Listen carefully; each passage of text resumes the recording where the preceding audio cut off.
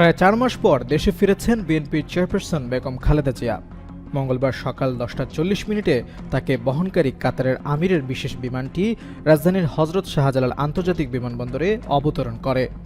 একই ফ্লাইটে খালেদা জিয়ার সঙ্গে দেশে ফিরেছেন দুই পুত্রবধূ জুবাইদা রহমান ও সৈয়দা শর্মিলা রহমান। আমরা বিএনপি পরিবারের আহ্বায়ক আতিকুর রহমান রুম্মন গণমাধ্যমকে বলেন, বিএনপি চেয়ারপারসনকে বহনকারী এয়ার অ্যাম্বুলেন্সটি ঢাকার হজরত শাহজালাল আন্তর্জাতিক বিমানবন্দরে অবতরণ করেছে।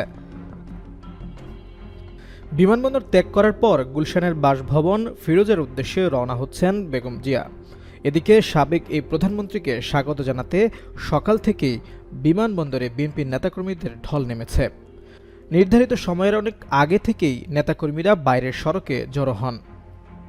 তাছাড়া খালেদা জিয়ার দেশে ফেরা উপলক্ষে রাজধানীর হজরত শাহ